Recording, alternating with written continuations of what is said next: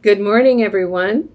My name is Nayaswami Padma, and I'm here today to bring you a little excerpt, a little taste of Yogananda's original teachings, in this case as shared by his direct disciple, Swami Kriyananda, in his autobiography, The New Path.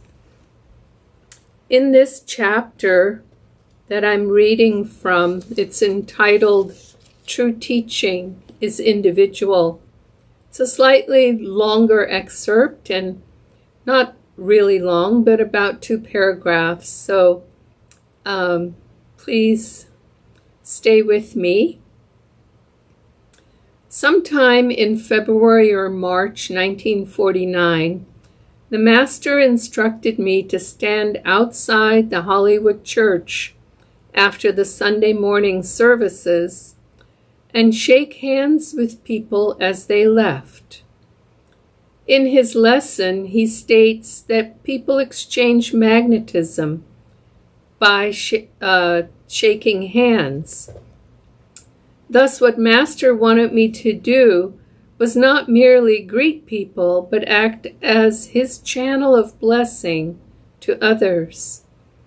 The first time I tried it, I felt so drained of energy, I actually became dizzy.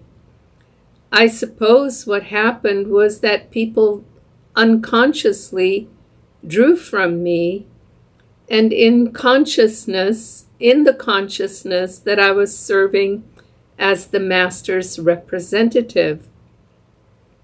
Master, I said later, I don't believe I'm ready for this job.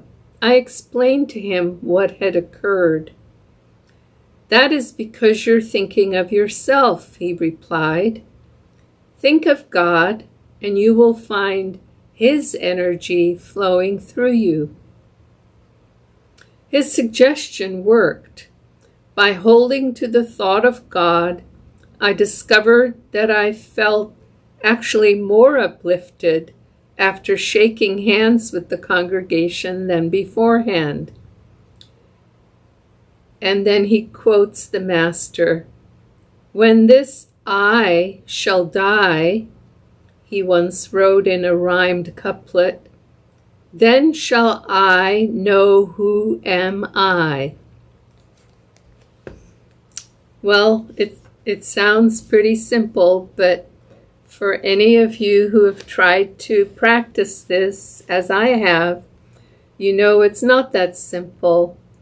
In meditation, for instance, we have 1 billion thoughts floating through our brain and desires floating through our heart, which trigger lots of these thoughts.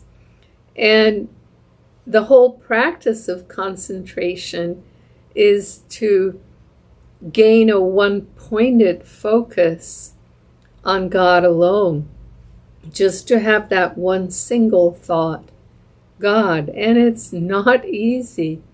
Every second or two, other thoughts will start coming through our brain again, and we keep having to bring it back. Well, the same is true in trying to remember God in activity.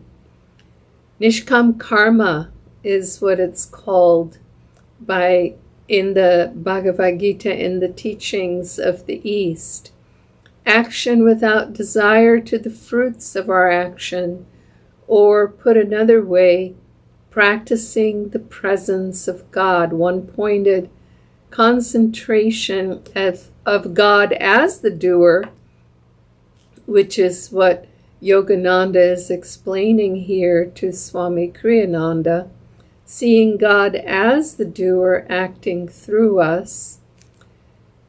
And we're also God as the doer, and also seeing God in the people we're serving, in the situations, the projects. It doesn't matter.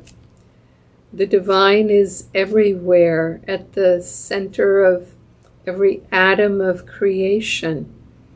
But being able to remember that, recognize that, live that, requires a tremendous amount of practice, as meditation does.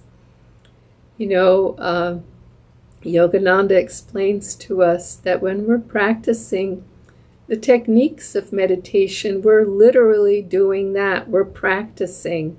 We're not yet meditating. We're not meditating until all thoughts are gone, save the one thought of God alone. Until then, we're just practicing. And so it is in our activity. We're practicing. And in this lovely illustration, Yogananda was giving Swami Kriyananda the opportunity to practice the presence of God. And this opportunity is ours every day in every moment. But we need opportunities, ideally, to practice it with others of like mind who are also trying to practice it at the same time. We can do it anywhere. People don't have to necessarily be also practicing it or even spiritually inclined at all. But it's easier. They act as mirrors back to us when we are practicing it with those of like mind. So we're very blessed when we can be in satsang with others who are trying to live in that remembrance as well, trying to be instruments of the divine and reflecting the divine back to us in ways that are easier for us to see, at least initially, in practicing the presence of God. Nishkam Karma. Joy to you, and we will see you again on Monday. Bye-bye now.